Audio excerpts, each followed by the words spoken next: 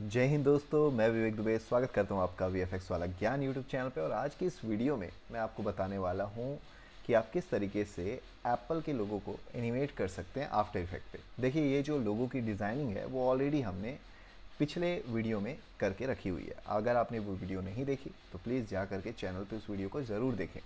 अब हमें करना क्या है, हमने जो इलस्ट्रेटर की फ़ाइल बनाई है ना, उस फाइल को यहाँ पे इंपोर्ट करना है। तो बहुत ही सिंपल सा तरीका है, आपको बस ध्यान दे के देखना है। ओके, तो राइट क्लिक करते हैं और यहाँ पे आपको इंपोर्ट का ऑप्शन मिलेगा। देन यहाँ पे आपको मिलेगा फाइल का ऑप्शन।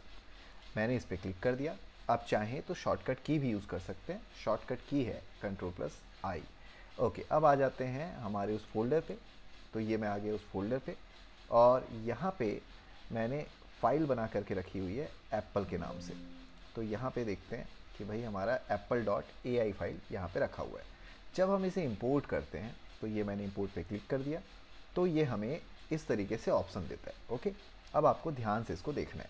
यहाँ पे लिखा हुआ है apple.ai, जो कि AI फाइल का रेफरेंस है। फिर यहाँ पे इंपोर्ट काइंड में, यानी आपको किस तरीके से उसको इंपोर्ट करना है, वहाँ पे आपको कुछ ऑप्शंस मिलते हैं, जैसे कि फुटेज और कंपोजिशन। तो मैंने यहाँ से ले लिया एक आफ्टर इफेक्ट का कंपोजिशन ऑप्शन। ओके, फिर यहाँ पे आप देखेंगे फुटेज का डायमेंशन के बारे में ये आपसे जानकारी लेता है। तो मैंने यहाँ से ले लिया लेयर के साइज़ का, यानी अगर मैं डॉक्यूमेंट साइज़ लूँगा तो जिस साइज़ का मेरा आर्टवर्क है उस साइज़ का यहाँ पे फाइल आ जाएगी, बट मैंने यहाँ पे लिया लेयर साइज़। ओके, अब यहाँ पे सिंपल ओके पे क्लिक कर देना है। तो ये प्रोसेस हमारा डन हो चुका है। जब आप इस पर क्लिक करते हैं तो ये मैंने डबल क्लिक किया। अब आप देखें कि हमारा वो जो फाइल है इलस्ट्रेटर की, वो यहाँ पे आ चुकी है और उसमें हमने एप्पल को एक लेयर पे रखा था और उसके लीफ को दूसरे लेयर पे रखा था। ओके, तो ये इस तरीके से यहाँ पे दो लेयर्स आ चुके हैं। अब करते क्या है, अब मुझे इस पर एनिमेशन देना है। तो आज की इस वीडियो में आपको बहुत ही बेसिक सा एनिमेशन बताने वाला हूँ और बेसिक से प्रॉपर्टी को हम यूज़ करके उस एनिमेशन को रेडी करेंगे। तो अभी हमें करना क्या है, सबसे पहले तो ये जो है इसको हम कहते हैं इसका रजिस्ट्रेशन पॉइंट। ओके, तो ये जो पॉइंटर है इससे आप इसके एंकर पॉइंट को सेट कर सकते हैं। क्लिक किया हमने और इस पॉइंट को उठा के यहाँ बॉटम पे रख दिया या इस कॉर्नर पे रख दिया। ठीक है, तो होगा क्या इससे, जब भी आप इसको स्केल करेंगे तो अब उसी पॉइंट को रेफरेंस लेते हुए वो स्केल होने वाला है। या फिर अगर आप इसको रोटेट करते हैं तो इस पॉइंट को ही वो सेंटर मान के एप्पल के इस शेप को रोटेट करने वाला है। ओके, सेम ऐसा ही मैं इस शेप के लिए भी करता हूँ। तो मैंने इस शेप को सिलेक्ट किया और यहाँ से अगेन मैंने ले लिया पेन बिहाइंड टूल और यहाँ से इस पॉइंटर को सेट कर दिया यहाँ पे। ओके, हो गया डन।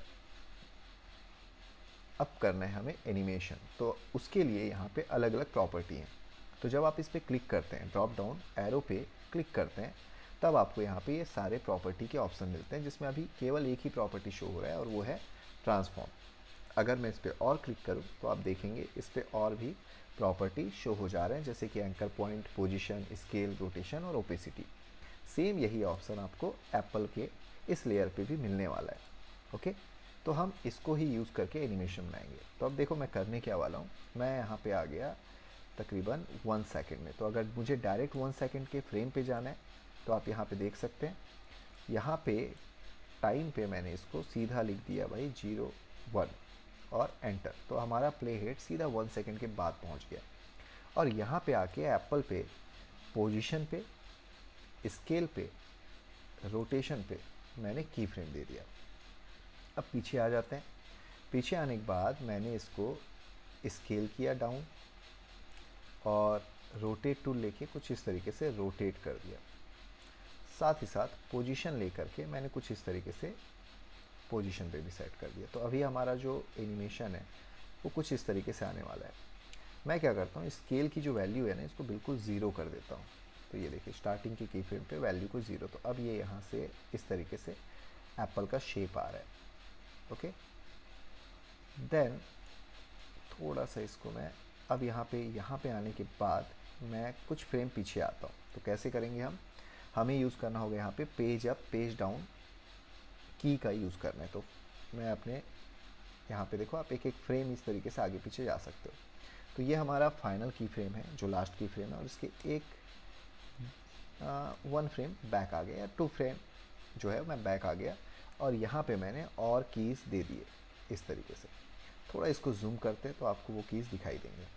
और इन कीज़ को मैं इस तरीके से आगे ले गया, ठीक है। तो अभी होगा क्या कि जब हमारा ये एप्पल एनिमेट हो रहा है तो यहाँ तक पहुँचने के बाद एक स्टेप बैक आएगा और फिर से मैं इन सारे कीज़ को, यानी ये जो लास्ट कीज़ था अपना, इनको कॉपी करके इस जगह पे रखना चाह रहा हूँ। तो कॉपी तो मैंने कर लिया। अब यहाँ पे आते हैं और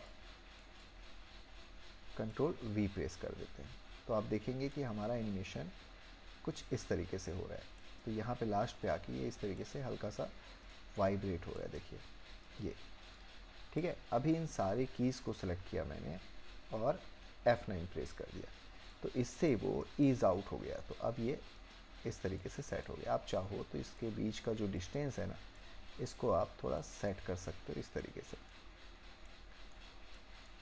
ओके, ताकि जब आप इसे प्ले करें तो ये इस तरीके का स्मूथ एनिमेशन आपको देखने को मिले, ओके।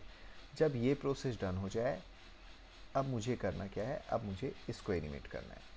तो मैं यहाँ पे आकर के, यानी लास्ट फ्रेम पे आकर के इसके लिए कीज़ बना लेता हूँ। तो अब इसे ऑफ कर दिया मैंने और यहाँ पे आ गया लिफ्ट पे। यहाँ पे आकर के अगेन मैंने पोजीशन, स्केल, रोटेशन, इन तीनों पे कीज़ दे दिया। और अगर आपको लगता है कि इसमें पोजीशन की रिक्वायरमेंट नहीं है तो आप यहाँ से ऑफ़ कर दें। तो अभी फ़िलहाल मैंने स्केल और रोटेशन पे की दे दिया।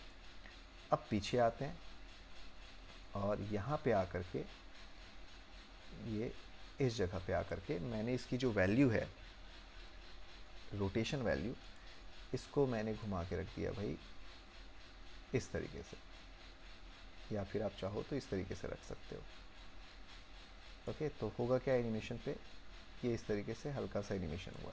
बट अगर मैंने इसको घुमा के ऐसा रख दिया तो ये यहाँ से इस तरीके से एनिमेट होना शुरू हो रहा है।